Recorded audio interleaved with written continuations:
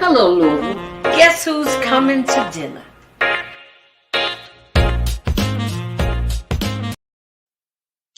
Hello, Louisville. Welcome back. It's Monday evening, and it's time for Guess Who's Coming to Dinner. You know, all this month I've been showcasing or highlighting some of the boss ladies that live in our city, doing things, shaking up things, making things happen in Louisville, Kentucky. You know, Louisville, if you don't know, Kentucky is known for a place that has fast women and fine horses, or fine women and fast horses. Now, it's just how you want to look at it. It's up to you. But today, we've got a boss lady that is the brand new owner of today's woman, and that would be Miss Tawana Bain. You go, girl. How are Thank you? Janice. I'm well. How are you? I'm wonderful. I'm excited. I'm excited to have you. I'm happy for you. You know, you just that's a pretty uh, large acquisition that you took on there. That's a lot of work, huh? It is a lot of work. It is a lot of work. And thank you for having me. I'm excited to be on your show. But yeah, it's a tall order for a tall woman. Oh, go ahead. There you go. That's what we do. For those of you, I was able to let me put this over. This is the cover of this is this month's issue, correct? That is March's issue. It is. This is March's issue that I went out to the Oxmoor Mall and got my autograph done. So if you weren't there, that's on you. You have to pay attention. You must pay attention. So tell me about Miss Tawana Bain. I love meeting new people. Tell me how you got to Louisville, Kentucky from Rochester, New York. Go ahead, oh my sister. Well, listen, I'll tell you, people laugh, but it's true. I came actually by way of Miami, Janice, and I wasn't trying to stay. Look, I came and it's home and I wasn't trying to stay. Go ahead, I understand. Y'all Louisvillians, you know what we're talking about. I was in Miami. Okay. I had actually turned down several salary jobs because Mhm. I had interviewed with this one company, and although it was straight commission, it was a challenge to me, and that should have probably been a sign, but I didn't know much about entrepreneurship then. Mhm. Although it came naturally in my family, the Mhm. definition of get it done in entrepreneurship didn't mean the same thing to me. I didn't realize it really was, but my Okay. family learned how to just get things done. But they weren't using things like entrepreneur, right? It Right. was, I have a barber shop, or I have a candy store in my living room where all the neighborhood, shops out of. But no one ever taught me that you all are really making a way out of something, out of nothing. Right. And Right. oftentimes, and they were entrepreneurs. So yeah, I turned down some salaried positions. My family thought I was crazy. I was a mom.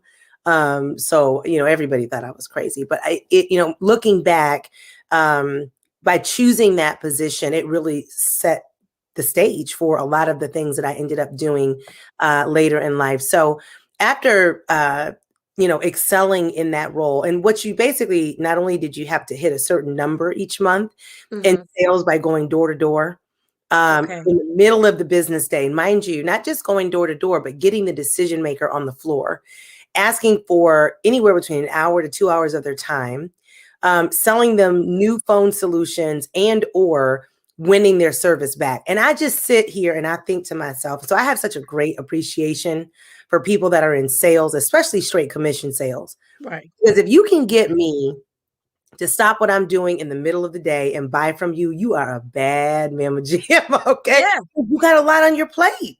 Right. So the thought that I was doing this in Miami in a market where, I had no previous ties really is still kind of mind blowing that I really, would do this.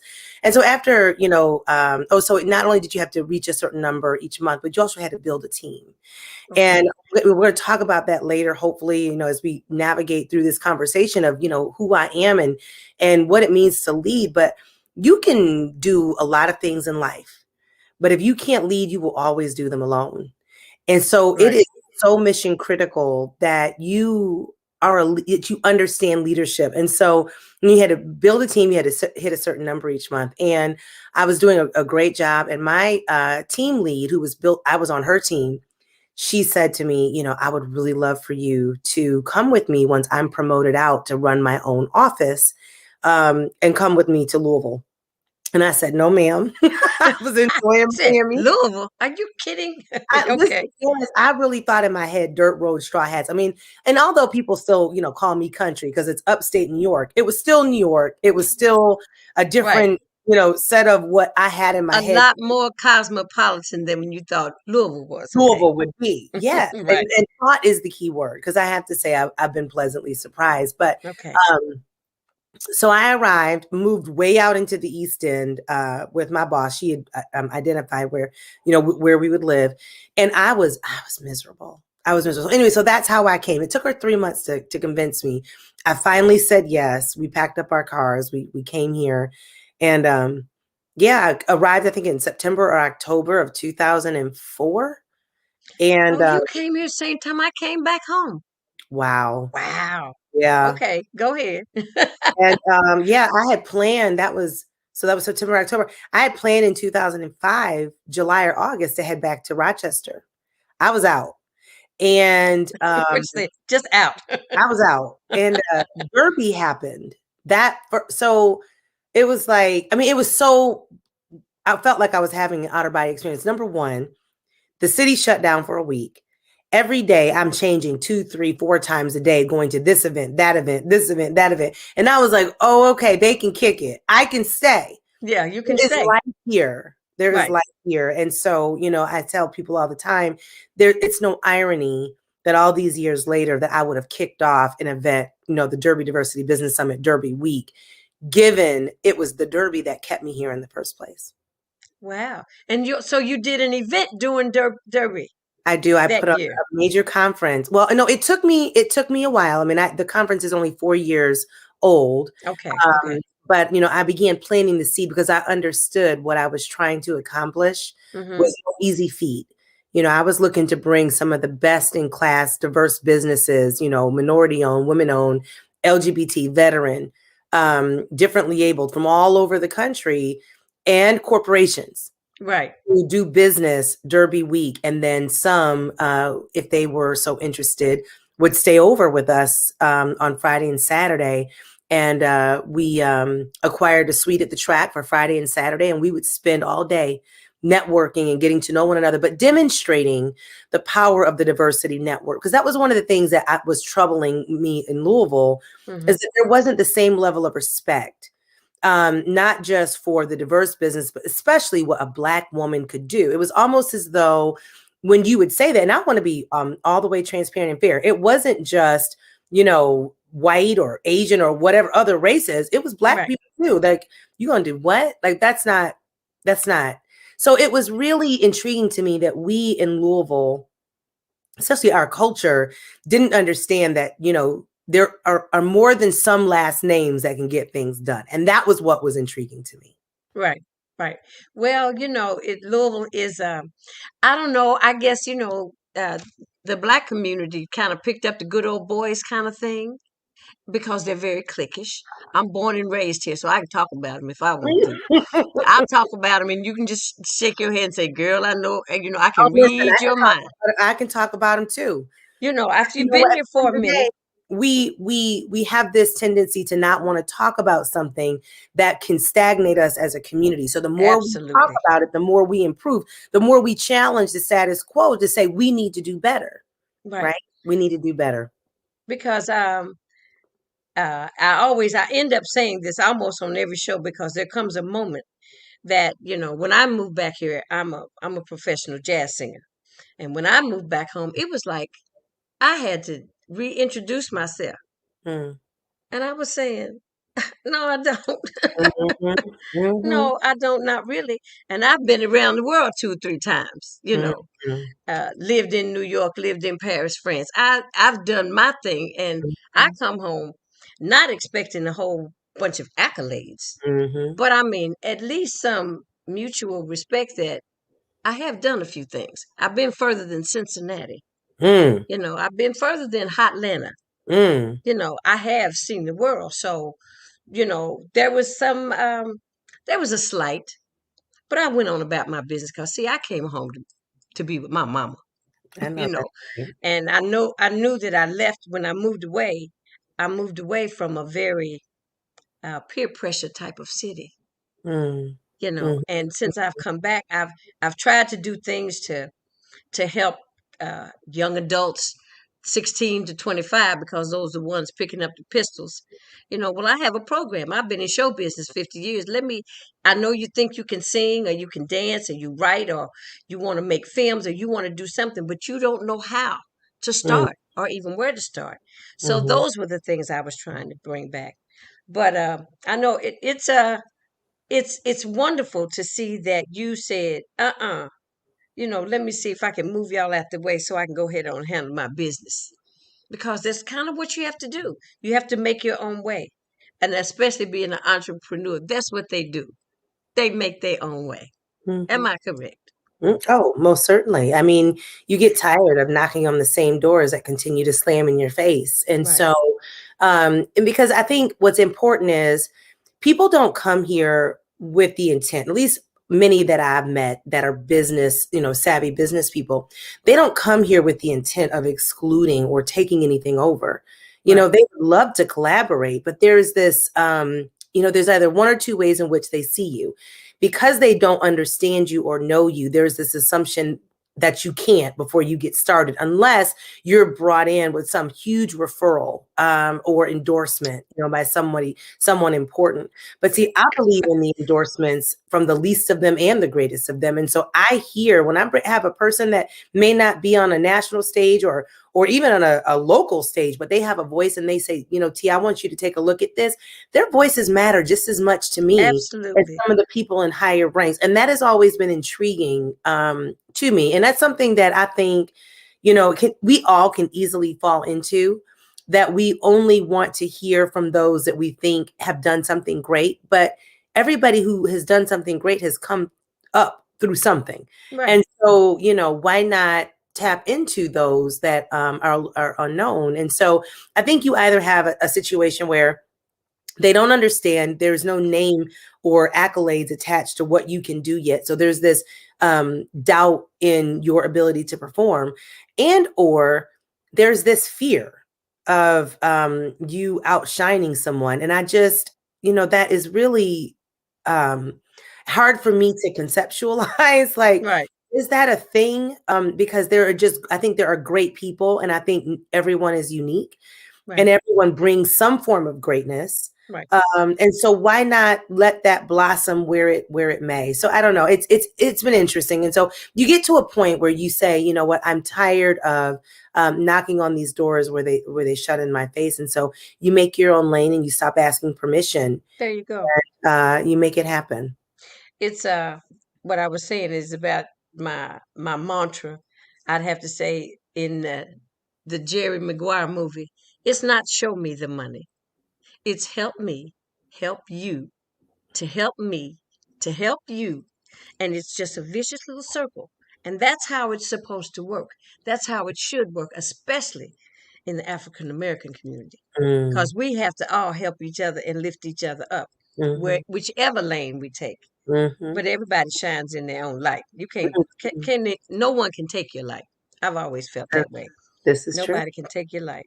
So tell me the part now that's kind of leads us towards the area about sisterhood. I loved what you said in the article about expanding sisterhood. So tell me what you mean by expanding sisterhood.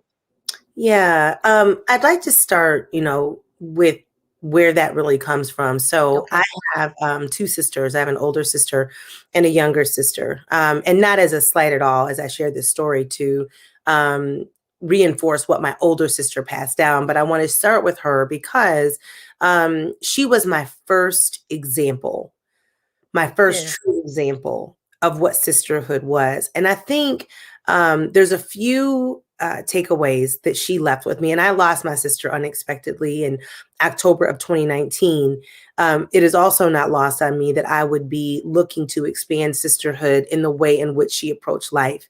And my sister had relocated to Accra, Ghana, and had spent a considerable number of years there, married, was raising her daughters there.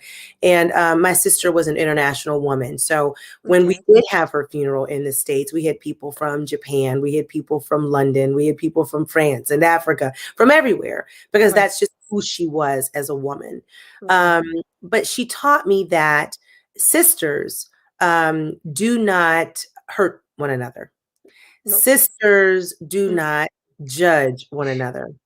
Sisters pour into one another, and sisters take care of one another. And as I had the blessing to have a sister who did those four things for me, I mm-hmm. recognize that this is another human being whom has taught me that I can trust, that I can feel safe, that I can love, that I can cut a, I can cut a rug, I can act Right. up in there. She was my sister, and I am very grateful for the time that God gave us.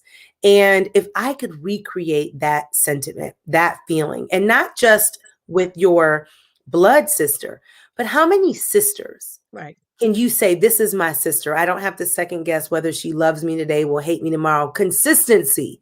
Right. I talk about my best friend, Prina, and I think that's one thing that I adore about our friendship is just the consistency. We are going to consistently be who we are to one another, whether we're Right. busy, whether we're not, whether we're going through a good time in life, whether we're going through a rough patch. So I think consistency is so important. But my sister showed me that. And by her showing me that, I was able to have healthy relationships. And Mm-hmm. don't get it wrong, I had some bumps along the way with women that weren't full of themselves. And what I mean by that is when you're not full of yourself, you are easily swayed on whether or not you perceive another woman to be a threat, whether or not you want to compete versus collaborate. And Right. so I was just very, very blessed to be able to have these rich friendships. What I noticed when I lost my sister is that my sisterhood literally began to quadruple. I began to have even more sisters than what I could have ever imagined. And so I recognized that I was fortunate because of how diverse, whether it was through age, religion, Mm-hmm. social economics, race. I just had such a diverse variety of friends in all three spaces or tables, I should say, that I occupy: my professional tables, my personal tables, as well as my social tables. And I realized how blessed I was. And how do I recreate that? How do I replicate that? Right? How do I teach other women to have real, authentic sisterhood, no matter her shape? I like to say Right. age, race, social economics. How do you do that? And so that's what I'm really hoping we're able to do with this publication is change the three tables that women occupy and who is around them, so that they can have the same rich diverseness in their world as I've enjoyed in mine, as my sister has shown me how to do. So that is my hope, and that is my plan. Well, it's, I listen to you and I think about naturally, you listen to someone's life and how it mirrors yours. You Mm, can't help but do that when you're in conversation, especially when you're just getting to know someone and how many things that you may have in common. Growing up, I was a tomboy. I didn't like hanging out with girls. mm, Period. I go to college and for some reason I had an incident in school where they they said I started a beef at a Travelodge hotel, honey. mm. Cause the little fella that I was dating, they were fighting like cats and dogs. But I'm sitting in my room, and the whole freshman dormitory comes to my door, and they say, "JC, are you okay?" And I'm like, "Who is JC?" They done gave me a new name. Oh, wow. Okay, so I'm sitting there. I'm fine. I said, "What's up?" They said, "Well, we thought something happened to you." The whole dormitory, you hear me? And the next day, the whole dormitory went to mm, woo, lunch with me, and they sat around me because the upperclassmen told me to pack my clothes and go home. Mm, I couldn't stay. I said, well, I'm from Louisville. There's not too much punk in me, so I'm not going nowhere. Yeah. Okay. But all of those girls that did that, they're all my friends. I have so many girlfriends. I'm Mm, like, where'd all these women come from? But our relationships are genuine mm, and they are intentional. And I even wrote a musical called Girlfriends instead of Divas. mm, Okay. Because a girlfriend is a very special person. And our relationships outside of our family, and me being living in a city away from my family, those friendships become far more intimate, maybe, than intimate relationships. mm. So I truly understand what you're saying about having a sisterhood, because it may be somebody. I mean, I have a girlfriend in Paris, France, who's watching us right now. You know what Mm, I'm saying? mm. So, and I haven't seen her in 25 years. I love that. I love that. And I had some time. And me and my sister, man, I have to tell a funny story about Veronica in Hmm. Paris. So we were on Champs Elysees. I want to say, I think there might have been a nightclub that she was taking me to down there. And my Care sister, Samba, I couldn't even, African. I can't remember the name.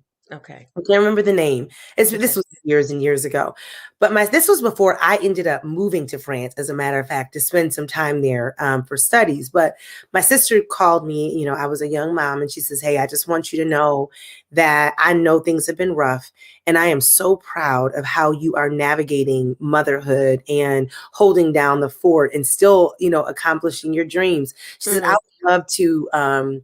Pay for you to come and visit me. This is when she was living in London. And part of our, itinerary was to spend an evening or a weekend in Paris, Hmm. where she had other friends. And while we were at the nightclub, and I'll never just forget, like, this is the first time that in my adulthood where my sister and I are truly hanging, right? Because Okay. we weren't far apart, but my sister was definitely the mama of us two, my younger sister Jessica. And so she wasn't really able to let her hair down the way that I did or my younger sister did. So I never Hmm. saw her in a fun light. She was Okay. always the big sister with all the rules until we got older. And Okay. so anyway, so we go out and when I'm telling you, we are having a blast. But I got nervous because I looked around, and I'm talking about there are thousands of people in this club. Okay, thousands might be a stretch, maybe at least 700. Okay. Okay. And Okay. so I can't find my sister, and I go to the bathroom, and I look down the bathroom, and I looked at my sister, and I said, There's a "Where man in are your there. pants?" And my sister said, "Girl, I done split my pants trying to come down the pole." And I thought at that moment, my sister is the coolest sister in all of the land. And she was so tickled that she had ripped her pants that she could not stop laughing. And from that day on, and it goes back to when you talk about sisterhood and Mhm. pouring into each other and being able to cut up together and being able to love each other. I could have very easily had a different response to my sister. I could have been uptight. I could have Mhm. been embarrassed or ashamed or, Right. all these things. But being able to laugh at the little things, going back to the no judgment, no judgment, Right. Right. no judgment. Now, I'm not here to say that if you have a sister that needs an intervention because she's harming herself or, maybe loved ones around her, that there aren't conversations that need to be had. But we're Right. too busy sweating the small stuff. How Right. many friendships have you lost out on because nobody wants to be around some uptight, judgmental? No, No. And so that No. story, that evening, really set the course for our friendship as sisters, where she That's knew and I knew we could totally be ourselves. well, I'd have to tell you the truth. Tawana, my best friend was my mother, Mm, and she had a saying: "Don't major in minors." And whenever I see people doing that, I think about that. I say, "Oh, so here we getting ready to go over here and major in a minor." I mm, say, "Excuse mm. me, babe. I have something I need to do. My husband be home in a minute. I gotta go fix dinner. They know I don't cook, but I got to go." because we've taken a left turn on the wrong street, going the wrong way. Mm, And I try to be. I'm not just the wisest one. I have had a worldly life per se, living in Las Vegas for 35 years, mm. just for starters. So, but it Good it it is times were had, important to I'm sure. have, huh? I said, and some good times were had, I'm sure. Ooh, Lord, yes. But I've had a rich life, and coming home, I ended up being my mother's caregiver. Mm, So, um, there was nothing I would not change a thing, because I've lived a good life. You know what I'm saying? And she's passed away. She passed away, and your sorry. sister passed in 19, and my mother passed in 19 in Mm, November. Uh, but I was glad that I was able to do that, because actually it was my mother who taught me about how to be a friend. mm. You know what I'm saying? Everything is reciprocal. You Everything. know, everything is reciprocal, and we may not agree all the time, but that doesn't mean I don't like you. Mm-hmm. Some people get that confused just because, you said something that I didn't like. Well, did you tell me? Because don't tell me 10 years later, because, baby, I don't remember. Amen And to if you that. didn't bring it up to me then, it's gone. Mm-hmm. But they are, our friendships and our relationships and our sisterhood is very important. And I love it so much that you kind of focused on that, because even as segregated as Louisville is now, I come back home. I've got white girlfriends all over the country. And I've met three women here, white women that we've been to lunch, or we went and had drinks, or I have invited to my home, but not like I'm used to. You know what I'm saying? Mm, And that's because I guess, the city is so segregated, mm. but I still hang on to the ones that I have. I love it. Yeah. So tell me about the Black Jockey. Ooh, yeah. Girl. So, well, I will tell you, it's really intriguing because Black Jockey's Lounge, we're located on South 4th and we're right in the heart of downtown where, everything has taken its course over the last year. And so we did not expect the response that we've been getting. So it's been fun, but it's definitely been overwhelming because we recognize that people are very excited and are on board with this concept. So it was born out of a conversation on the rooftop with one of our partners. Mm-hmm.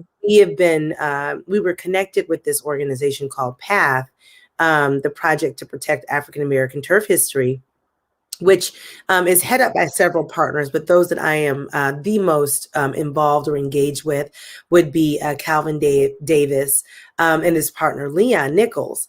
And what's been really interesting, as we have been kind of navigating, is we were focused on, what we were going to do, Derby Week, or how we were going to collaborate with some of our events. And then last year, when we had to pivot because Derby was postponed, and we decided to hold this virtual event, I just remember saying to Calvin, who's a great customer engagement curator, you know Mm-hmm. what? We've been given the opportunity to do something on the rooftop. Let's have at it. Let's, produce something. And I am I am not a micromanager. I delegate easily, which is why people say, "Do you sleep?" Yeah, I sleep because I trust people to do their job. Job. I'm Right. not here trying to, do all things.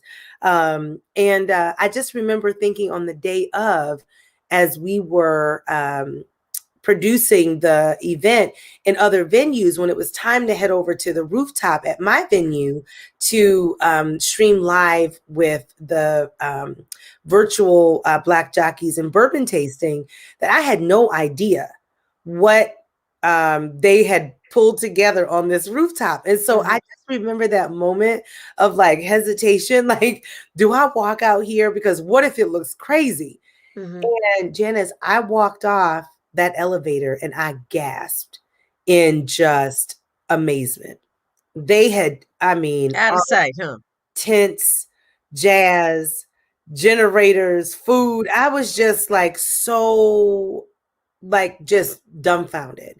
I felt as though I was literally in a picture perfect movie somewhere in New York or LA on a rooftop. I mean, that Right, is just how bad. I mean, they did their thing.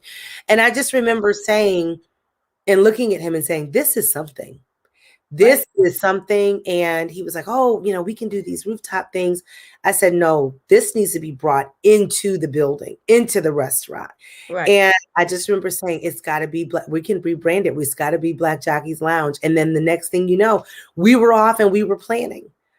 And that's how it went. But going back to the points that we were talking about earlier, that's what Louisville's missing, right? If you think about having an open mind, being willing to trust people that look like you right. are missing. Path has been here forever and a day. I'm pretty sure, I don't remember where exactly Calvin and Leon from, but I think I have roots here. How many people have they may have approached or, pitched this concept to that just kept saying no? Right? Because they just couldn't think about the whole partnership thing. So I really just want to stress there's so much that we miss out on when we are just always trying to do things alone. It's just life's too short to miss out on such beauty of collaboration. And that's what I've found has actually worked to my benefit is that I am, some people will say, when I'll say, "Hey, I want to, let's partner or let's sync up on this," they'll say things like, "Where are you from?" And I want that to change for Louisville. I want this to be Yeah, the norm that you can come here just like you can in any other city and you can find people that like to move and shake, but right. together. When I came, like you said, when I came to Louisville, I said I was gonna stay for 2 years, and then I was moving to Maryland. I Mhm, said I want to be close to DC because I understand black folks really kind of move and shake and are very progressive. I wanted to live in a progressive city. mhm, And even when the mayor was running for office, I said, well, I just want to know what kind of mayor you're going to be because I'm going to tell you, I don't want to live in a backward city. I said, because we're sitting on the fence. I said we could be a backwards or we could be very progressive. And he was saying, oh, well, we're going to be progressive. So I've always felt that we have the ability to be that, but it was always like we kind of get it in our own way, mhm, as a community, because there's so many things that we could do when we collaborate, mhm, because everybody is not good at everything, mm, so I know what I can do. I write and produce musicals. So now after COVID, I'm trying to put that back together again. And I found somebody over here. I said, yeah, look, I'm not trying to do this by myself. Before I'm trying to be Chaka Khan. I'm every woman. I'm not trying to do that. I'm not trying to go there. So I need a person that designs costumes. I found somebody. I need somebody that knows how to be a stage manager or a road manager because I want my shows to travel. mm, I have to find these different pieces to the puzzle. I want other women in the show. It's not always me. I'm the catalyst to make sure that people get along with each other. That's the mm, the, the main basis of the girlfriends piece is that you have to respect each other and mhm, be able to get along and don't have time for prima donnas. If you want to do something different, if you think you are worth another, if you say, I say, this is how much I can pay you, and you say, oh, no, that's not enough. Well, this may just not be the gig for you. I mhm, don't mean, because I don't want anybody to downplay their worth because I'm not going to downplay mine. But mhm, it's a coming together kind of thing where we need to hold hands. And this show is all about listening to other voices mhm, because we have a whole lot of voices that are not heard in this mhm, community, and mhm. they're doing things, they're making things happen. And I so look forward to everything that you're about to do. You're about to blow it up, as they say, huh? I hope so, Janice. I hope so, honey. Well, I think, from 2004, and this is where you are, owner of today's Woman's Magazine. Kudos to you, my sister. Kudos to you. And if you ever need to come back on this show, you got something you want to do, you got something going on, you want to put the word out, feel free to call me. Well, And I'm very, very grateful for you taking the time to tell my story. well, I'm glad you came on. I said, well, I said I don't know. I said I'm not solar dad yet. I said, but maybe she might come on to my little podcast, But Listen, closed mouth don't get fed. amen to that, honey. Amen to that. Take care of yourself. God bless you. Good luck. If you ever need anything or want to run something by somebody that kind of is a Louisvillian from head to toe, call me. You got As it. they say, holla. And Thank you so much, Tawana, for coming on. Good thank luck you. to you. All right, You darling. Take care. Bye bye. All right. Miss Tawana Bain. Huh. Moving and shaking in Louisville. We can do things. We're built to do things. You know, thoroughbreds. That's what comes out of Kentucky, thoroughbreds. And she's made Louisville her home. And she's doing big business in Louisville, Kentucky. So pick up today's Woman magazine. This month it's all about sisterhood. Perfect timing. Women's Her Story Month. Miss Tawana Bain. So everybody, hope you enjoyed the show today. It's dinner time. Guess who's coming to dinner? I'll see you on Friday when we have Judge Denise Brown. We're going to have a good conversation because she's handling her business just as well, and business that has to do with um, being a support system for our community. On that note, I say, bon appetit. Guess who's coming to dinner? See you next time.